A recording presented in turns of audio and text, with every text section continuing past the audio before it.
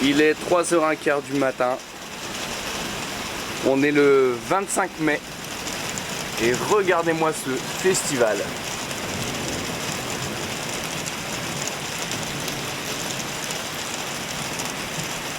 Ça part dans tous les sens.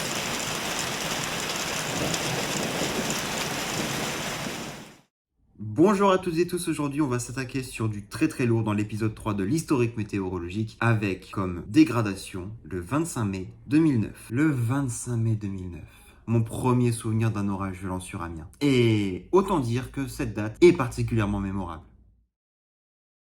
Nous pouvons constater que les modèles sont souvent très alarmistes, avec notamment cette carte de Cape qui démontre que l'instabilité est vraiment très marquée. Cependant, cette journée-là n'est pas seulement instable, elle est aussi particulièrement cisaillée, particulièrement dynamique, bref, on est sur une date qui a priori va nous sortir quelque chose d'exceptionnel, en tout cas sur le papier. Mais que va-t-elle être sur le terrain? On arrive au jour J des prévisions météorologiques, notamment celles qui sont fournies par Météo France, Estofex et Kéronos. Kéronos qui aura d'ailleurs balancé le risque orageux extrême, chose qui est relativement rare chez eux et encore plus depuis quelques années, avec un bon zonage situé entre la zone centrale du pays et les Hauts-de-France. Vient ensuite Estofex, donc l'organisme qui, comme vous le savez, est l'équivalent de Kéronos mais à l'échelle européenne, sur lequel vous trouverez notamment le zonage 2, alors pas de 3 d'après eux, mais vous verrez que malgré tout cette dégradation l'aura valu. Puis Météo France qui suit à peu près le zonage d'Estofex, avec une vigilance orange allant d'à peu près le sud-ouest jusqu'au nord du pays. N'importe quel organisme donc s'attend à une dégradation d'ampleur, avec beaucoup de phénomènes violents, notamment un gros risque de grêle et un gros risque tornadique également.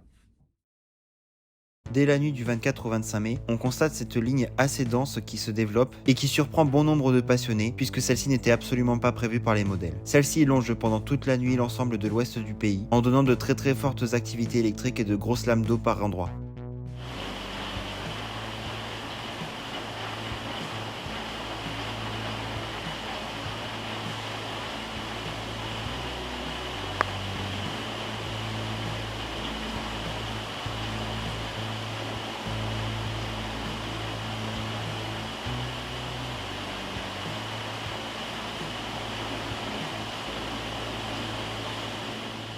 Cette même ligne durant la matinée se désagrège en laissant place seulement à un petit système un peu plus local. Alors que les derniers orages de la matinée se sont évacués, les températures remontent très vite, accompagnées d'une très forte instabilité.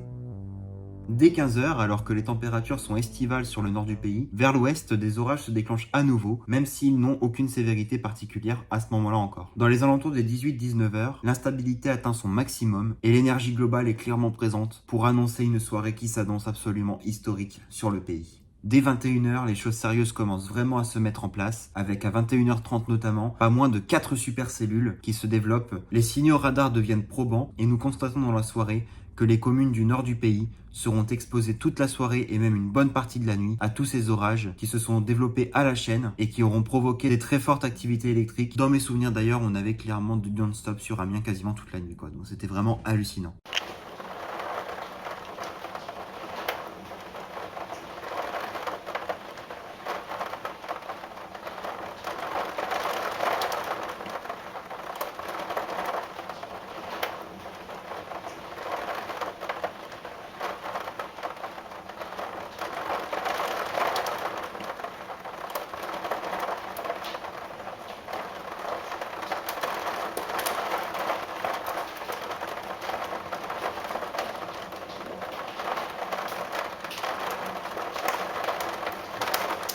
Durant cette nuit, nous observons 29 mm près du Santerre, 35 mm à Doulan dans le 80, 36 mm à Lille, 34 mm à Douai et 22 mm à Valenciennes notamment. Les cumuls ne sont pas historiques, mais démontrent à tel point les lames d'eau ont été très puissantes, puisque je le rappelle, ce sont des supercellules qui ont concerné ces communes, des cumuls de pluie sur vraiment très peu de temps. Du point de vue des rafales de vent, c'est surtout l'Aisne qui sera très impactée, avec 102 km/h à Rouen notamment, mais plus de 123 sur d'autres communes du département. Mais ce qui a été le plus exceptionnel avec cette dégradation orageuse, c'est la taille des grêles, puisqu'en effet, celle-ci atteint 12 cm grand maximum. Des toitures détruites, des fenêtres démolies,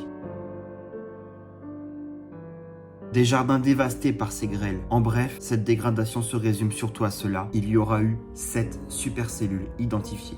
Sous ces orages, nous constaterons également plusieurs macro-rafales avec plus de 130 km/h dans de nombreuses communes et jusqu'à même une tornade de catégorie EF1. Même si malheureusement peu de stations auront pu le relever parce que ce sont des communes qui ne sont pas équipées de stations Météo France qui ont été globalement touchées. À l'issue de ces orages, pas moins de 65 000 personnes auront vu leur électricité coupée. C'est quand même pas rien, hein. Clairement, on est sur quelque chose d'assez mémorable. Voilà donc les amis pour cette vidéo revenant sur ces orages absolument dantesques du 25 au 26 mai 2009. Donc voilà, vous l'avez très bien vu, hein, ce sont des orages qui vont rester vraiment très mémorables, encore plus pour ceux qui ont subi les dégâts à cause des supercellules ou encore du MCS, parce qu'effectivement il y avait aussi un multicellulaire qui a provoqué les macro-rafales par ailleurs. J'espère que cette vidéo vous a plu. N'hésitez pas à mettre un pouce bleu ainsi qu'un commentaire, et pour les nouveaux, n'hésitez pas à vous abonner.